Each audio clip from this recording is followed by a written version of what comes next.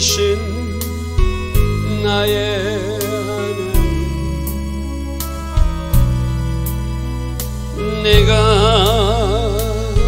저를 높이고 영원히 죄 이름을 송축하리이다. 왕이신 나의 예수님, 왕이신 나의 예수님, 내가 저를 높이고 영원히 죄 이름을 송축하리이다.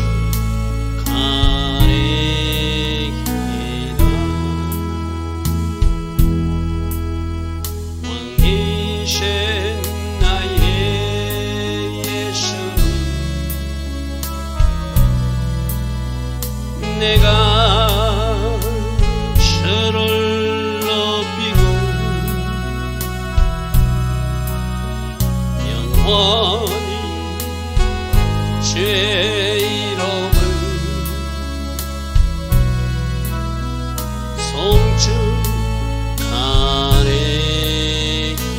송축하리이다.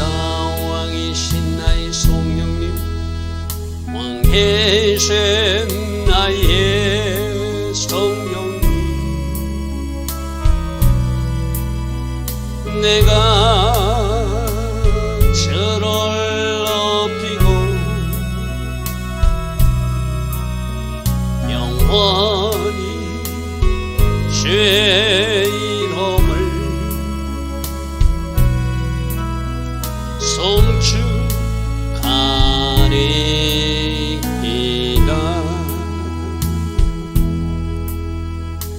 좋으신 아버지 하나님, 날마다 새벽 은혜 주시고 다니엘서를 통하여 오늘을 살아가는 우리에게 역사적 교훈도 주시고 마지막 딱 종말을 대비하여 어떻게 준비하고 어떤 영성으로 살아가야 되는지 말씀해 주시니 감사합니다.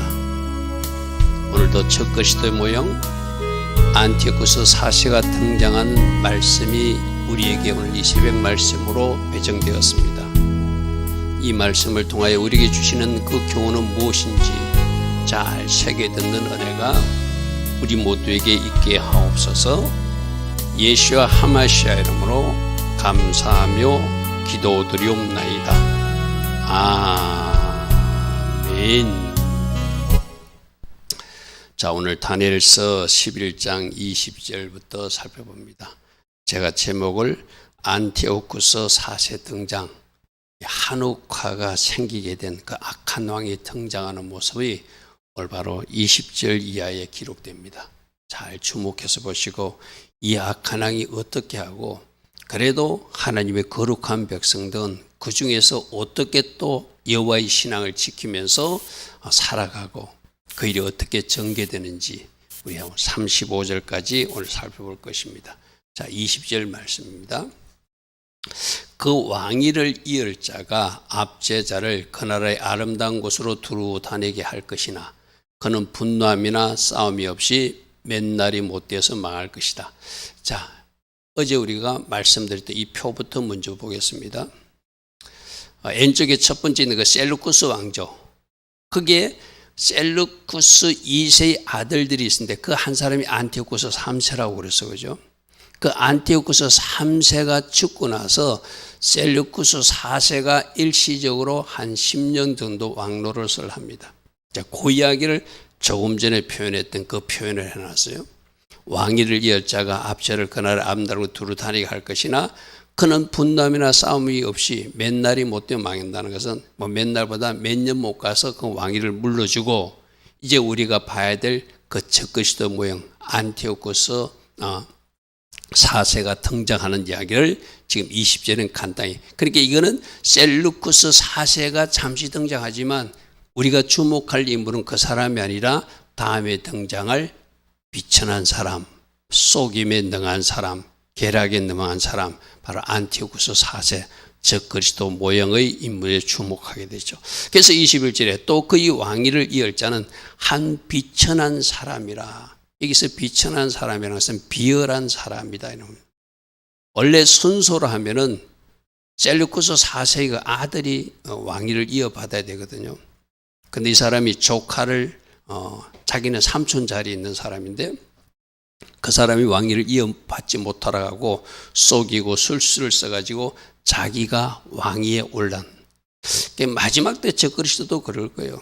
전혀 예상치 못했던 인물이 불쑥 튀어나오듯이 그 사람이 온 세계를 자기가 호령하면서 내가 왕이다 하고 등장하는 사람. 이 사람도 원래 순수로 보면은 자기가 나올 사람이 아니거든요. 자기 조카가 왕이 돼야 되거든요. 근데 그 조카가 왕으로 나서는 것을 막아버리고 자기가 나선 비천한 사람, 비열한 사람이라 나라의 영광을 그에게 주지 않을, 순수로 보면 그가 아니라는 거예요. 그러나 그가 평안한 때를 타서 속임수로 그 나라를 자기가 차지하는.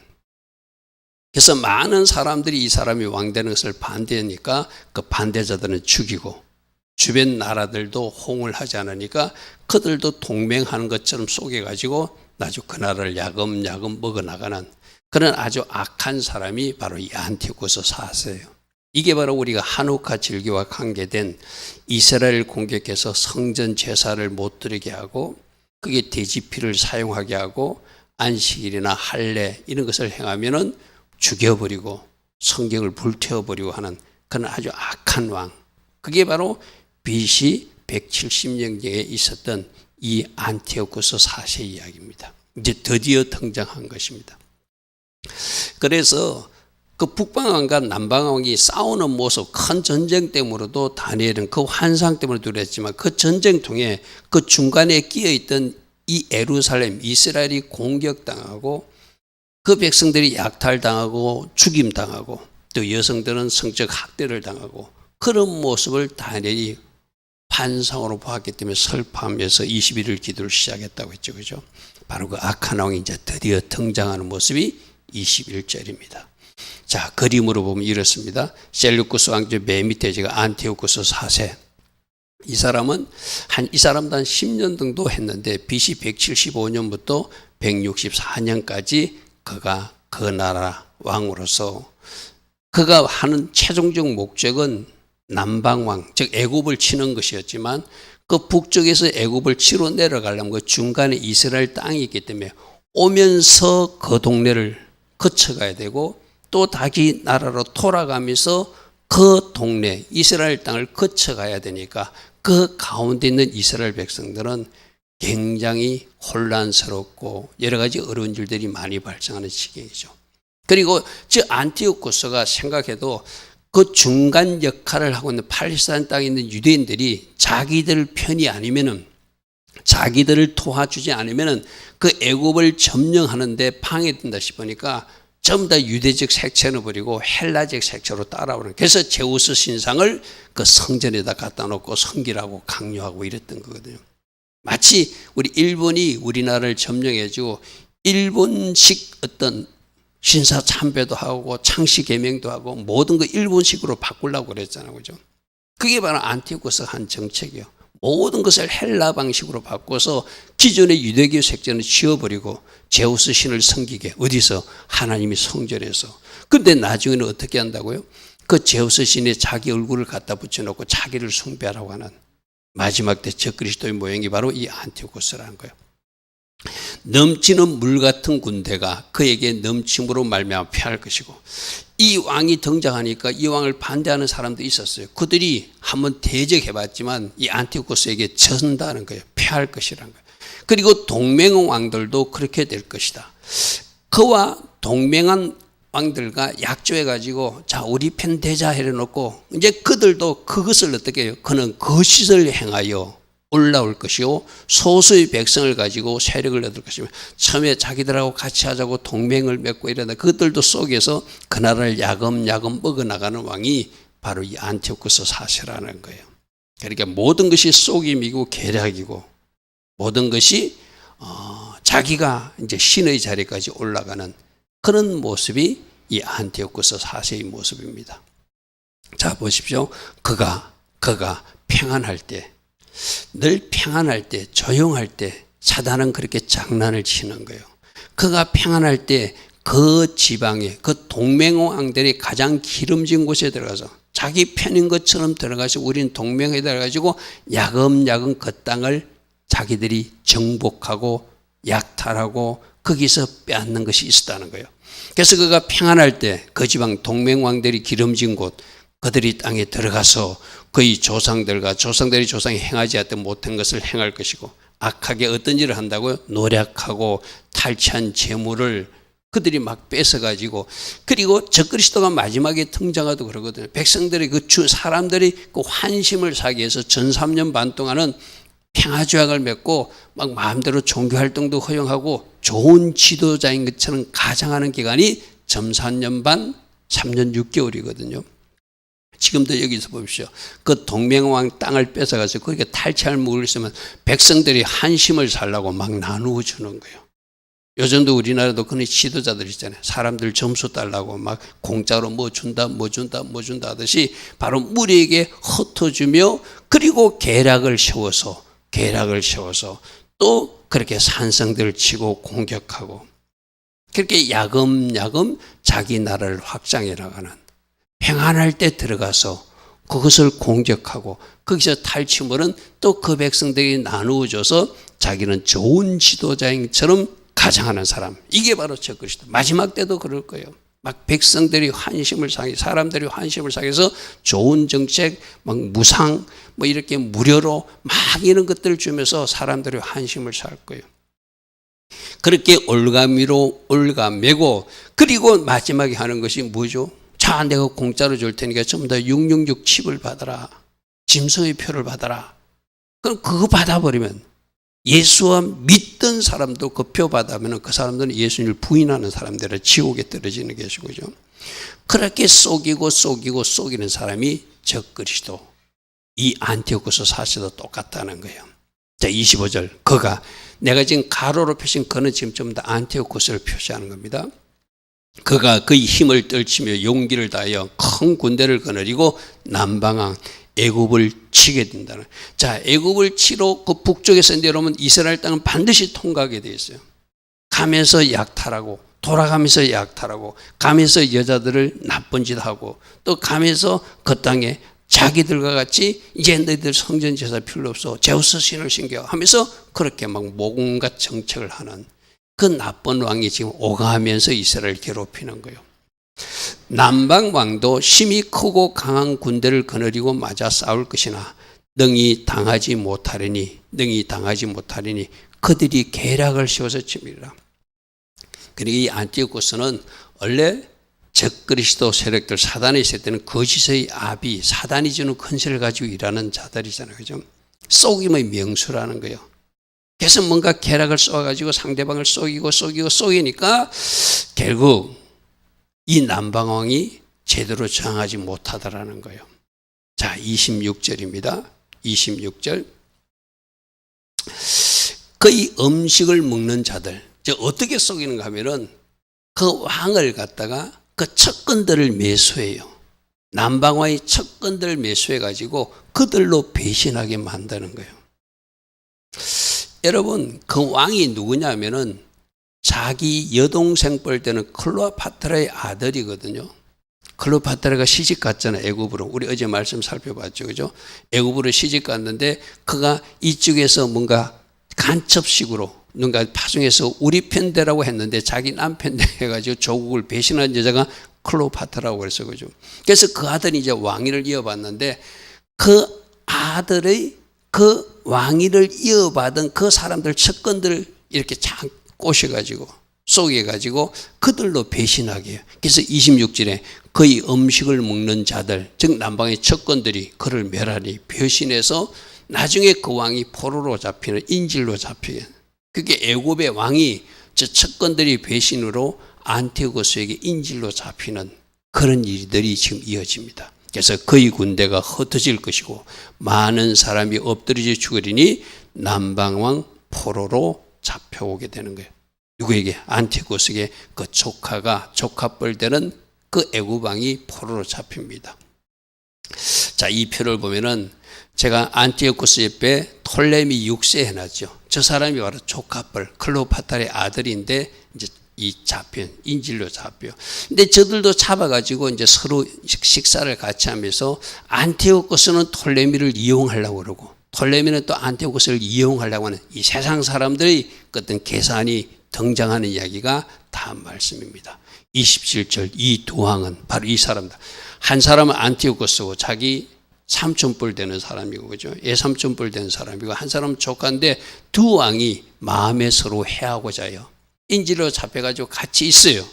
같이 한 밥상에 앉았으면서 계산이 다른 거예요. 나는 어떻게 해가지고 내가 저 시리아를 없애버릴 것이다.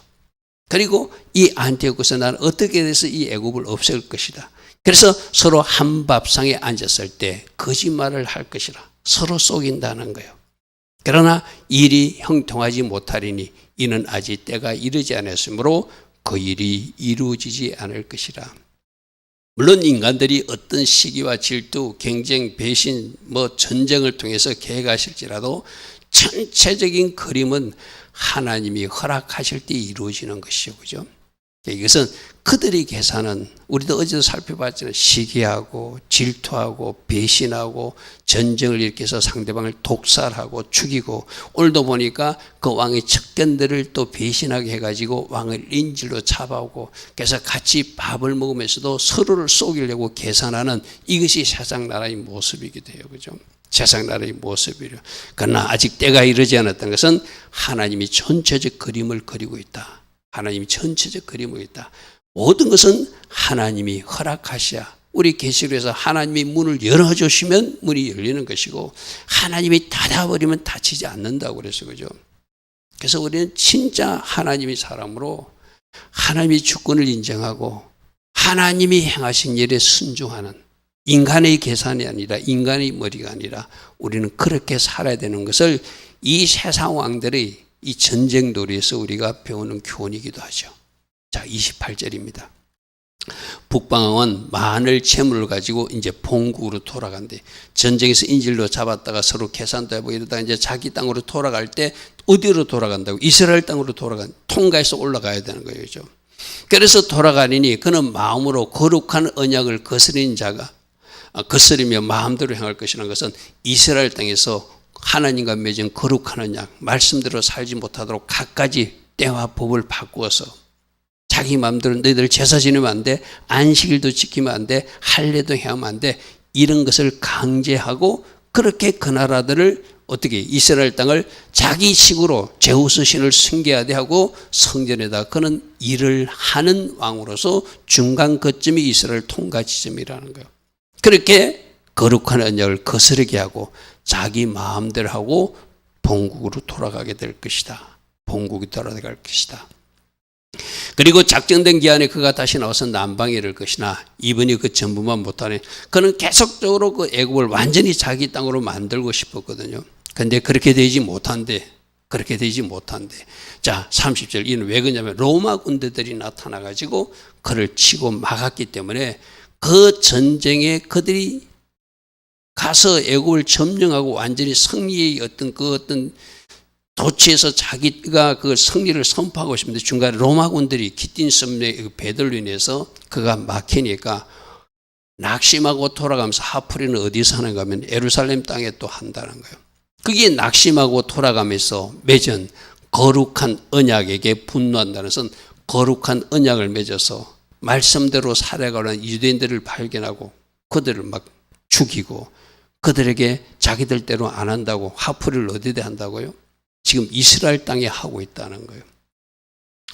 지금 우리가 주목할 일은 남방왕도 아니고 북방왕도 아니에요. 이스라엘 땅에서 어떤 일이 일어나는 그 모습이거든요. 그러니까 그들이 정복 욕심, 세상 정복 욕심 때문에 그들이 남쪽으로 공격해가면서 이스라엘 백성들이 약탈당하고 유린당하고 또 그들이 정책대로 따라오고 막 그렇게 포갑 정치를 하니까 유대인들이 굉장히 힘든 이치를 겪고 있었어요. 그죠? 이제 이들이 돌아가면서 또 보니까 하나님 백성대로 살겠다고 하는 사람들이 있으니까 그들을 할례하는 사람 죽여버리고 안식을 지킨 사람 죽여버리고 제대로 따라오지는 사람들 다 죽여버리고 막 핍박하고 이렇게 괴롭히는 정책을 했다는 것이 거룩한 언약에 분노했다는 이야기예요. 자기 땅에 돌아가서는 매정 거룩한 언약을 배반하는 자들을 살폈다. 우리 한글성에 살폈다는데 다른 번역이면 그들을 높였다는 것이 이게 말이죠. 거룩한 언약 말씀대로 살려고 하는 사람들은 미운 거예요. 자기 정책을 안 따라준다고. 그래서 잘 살펴보니까 그 거룩한 언약을 배반하는 하나님의 백성 유대인들이 변질해가지고 헬라 정책에 동화돼가지고 이 안티오코스가 하라는 대로 마지막 때 적그리스도들도 예수를 부인하고 자기들 하라는 대로 칩받으면 칩받고 자기들 시킨 대로 하는 그 사람들을 어떻게 한다고요? 살핀다는 것을 높인다는 거예요. 높인다는 거예요. 여러분 이거는 마지막 때도 마찬가지일 것입니다. 예수님을 끝까지 붙들고 있고 예수 이름 붙들고 순교적 각오로 사는 사람들은 핍박당할 것이고 어쩌면 순교도 할 것이지만 저들에게 협력하고 저들이 정책에 협조하고 666 칩받으라면 칩받고 저들이 나팔수라 하면 나팔수가 되고 저들이 신을 경배하는 저들이 신을 경배하는 사람들은 그 적그리스도들에게 높여줄 거예요. 이게 마지막 때도 일어날 거예요. 누구에게 분노하고 하나님 백성들 그대로 살라고 말씀대로 살려고 하는 사람은 분노해서 그들을 아주 심각한 어떤 어려움에 처하게 만들 것이고 자기들 정책을 따라가는 배도자들에게는 높이고 높여서 네가 잘했다 잘했다 이렇게 하는 일들이 바로 안티오코스 적그리스도 영을 받은 자가 하는 일이라는 것이죠. 이 마지막 때도 똑같이 이렇게 일어날 것입니다. 31절 그의 군대는 그의 편에 서서 성소고 경관 곳을 더럽히며 바로 예루살렘 성전을 더럽히는 이야기야. 거기서 어떻게 했다고요? 돼지 피를 사용하게 하고 또 매일 드리는 제사도 못하게 하고 안식일도 못 지키게 하고 만일 할례를 행하면 어떻게 했다고요? 그 할례를 행한 아이와 그 엄마를 같이 예루살렘 성벽에서 떨어뜨려 죽게 만들고 성경을 불태워버리고 자기들이 시키는 대로 안 하면 그렇게 강력한 포갑 정책을 하는 것이 바로 안티오코스 4세가 한 일이라는 거예요. 그리고 뭘 세운다고요? 멸망하게 하는 가증한 것을 성전에 세울 것이다. 제우스 신상을 세워놓고 거기다 경배하라고 하는 거예요. 하나님이 제일 싫어하는 것이 뭐죠? 우상숭배잖아요. 그죠? 근데 우상숭배, 자기들이 믿는 신 제우스 신을 섬기라. 너희들 여호와의 신을 섬기면 이제 안 된다. 그걸 어디다가? 성전에다가 멸망의 가증한 것을 세울 것이다. 마지막 때도 동일하게 일이 날 것입니다. 제3성전이라는 성전이 세워질 것이고 그게 멸망이 가장한 것이 세워질 것이고 그게 적그리스도 모형에 세워놓고 자기를 경배하려 하는 일이 마지막 때 일어나는 일이라는 것이죠. 자, 32절 그가 또 언약을 배반하고 악행하는 자들을 속임수로 타락시키는 그래서 어쩌든지 하나님의 말씀에서 떠나게 만들고 그래서 많은 속임과 미혹으로 그 백성들을 타락하고 배도케 하는 일 이게 적그리스도의 목적이죠. 결국 어디로 끌고 가는 것이죠? 지옥으로 끌고 가는 것이죠. 그런데 그 중에서도 오직 자기 하나님을 아는 백성은 마카비 행제처럼 순교적 가교로 거룩한 성전을 치르는 그런 백성들은 강하여 용명을 떨쳐서 그들이 전쟁을 치루어 마침내 성전을 탈환한 이야기가 저 32절 하반절 오직 자기 하나님을 아는 백성들 여호와의 신앙을 지키려고 하는 순수 유대인들은 하나님께서 그들을 강한 용사로 붙들어 주셔서 마침내 그들이 이 시리아 군대 안티오코스 4세 군대를 몰아내고 하나님 앞에 다시 그 성전을 봉헌한 일이 있을 것이라는 것이죠. 할렐루야 하면 마지막 때도 적그리스도가 3년 6개월 동안 강압 정치를 펼 거예요. 이제 우리 주님의 군대가 하늘 군대가 이 땅에 와서 그 적그리스도를 완전히 심판하게 될 것이고 다시 새 성전이 지어서 우리 에스겔서 47장에 보았던 그 새 성전이 지어서 거기서 메시아 왕국에서 하나님 앞에 예배하는 일이 그날도 일어나게 될 것입니다. 할렐루야 아멘. 자 33절 백성 중에 지혜로운 자들 아까 용맹 여호와에 아는 지식을 아는 사람들이 바로 제대로 신앙생활을 하듯이 여기도 하나님의 말씀을 가진 자들은 많은 사람들을 바른 길로 가야 된다고 가르치는, 거기서 정직한 하나님의 백성들, 여호와의 신앙으로 무장한 사람들이 그 시대도 있을 것이라는 거예요. 그런데 그들이 칼날과 불꽃과 사로잡힘과 약탈당해서 죽임당하고 순교당하는 일, 여러분 마지막 때도 똑같아요. 저 그리스도가 통치하는 그때 되면 이제 휴게 성도들은 올라갔을 것이고 이 땅에 남아있는 사람들은 순교할 것인가 배도할 것인가, 그 두 가지 방법밖에 없잖아요. 그죠? 여러 날 동안 몰락하게 된다는 것은 그들이 죽임을 당하고 그들이 순교의 이치까지 가게 될 것을 말하겠죠. 그들이 몰락할 때 도움을 조금 얻는 것은 뭐죠? 그들이 순교할 때 이렇게 마카비 형제들이 일어나서 거룩한 성전을 치르고 있는 것, 뭔가 소망을 보여주었다는 거예요. 그러나 많은 사람들은 속임수로 그들 편, 적 그리스도 편에 결합해서 배도하는 사람들이 많이 나타날 것이다. 딱 두 부류로 나눠지요. 끝까지 여호와의 신앙으로 무장하고 하나님 앞에 바르게 선 사람들, 그리고 저쪽 편으로 넘어가서 그들이 속임수에 결합해서 저들이 선전수나 나팔수가 된다든지 배도의 길로 가는 두 사람으로 나눠진다는 것이죠. 자, 35절. 그들 중 지혜로운 자 몇 사람이 몰락하게 될 것이고, 몰락하게 된다는 것은 순교한다는 이야기에 죽임당한다는 거죠. 자, 그래서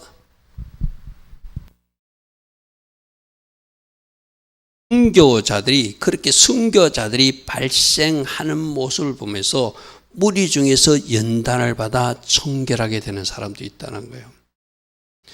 여러분, 이래서 순교자들이 필요한 거거든요.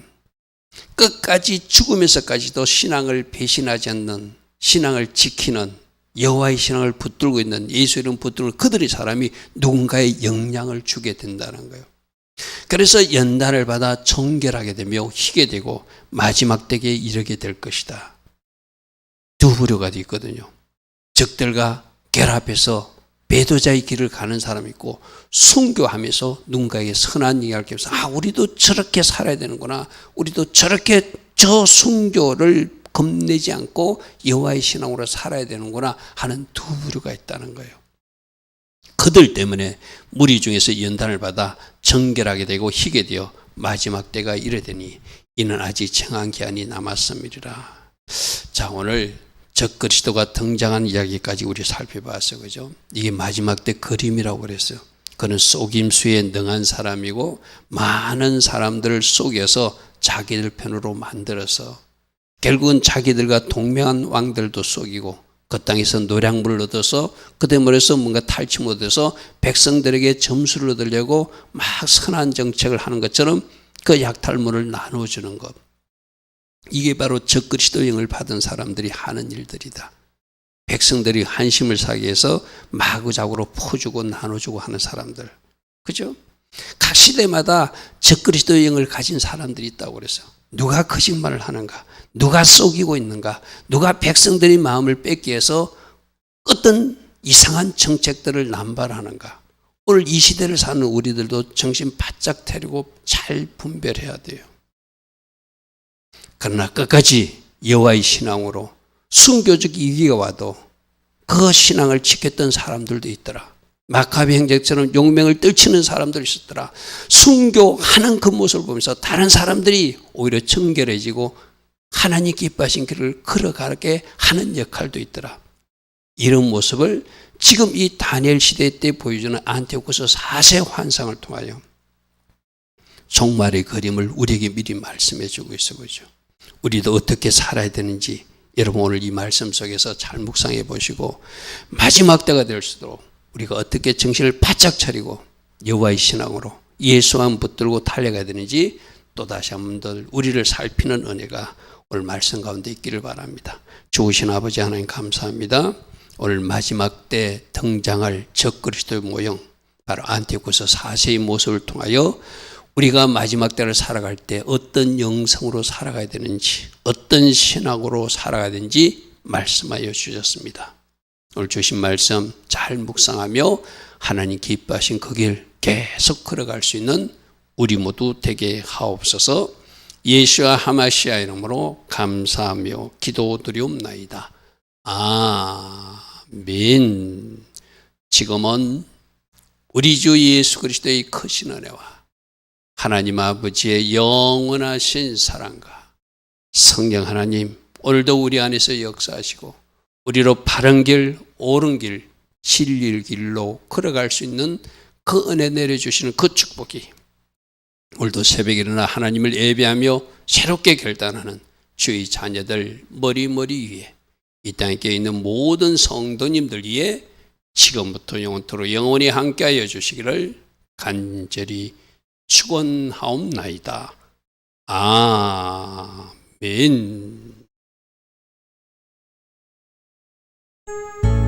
주님 감사합니다. 주님 감사합니다. 날마다 말씀으로 교훈하여 주시고 우리가 어떤 길, 우리가 어떤 삶을 살아내야 되는지 오늘도 말씀해 주시니 감사합니다. 속이는 자에게 속지 않게 하시고 미혹하는 자에게 미혹당하지 않도록 진리의 말씀을 붙들고 성령으로 인도받는 우리 모두 꼭 되게 하옵소서. 주님 감사합니다. 주님 감사합니다. 주여 만나시기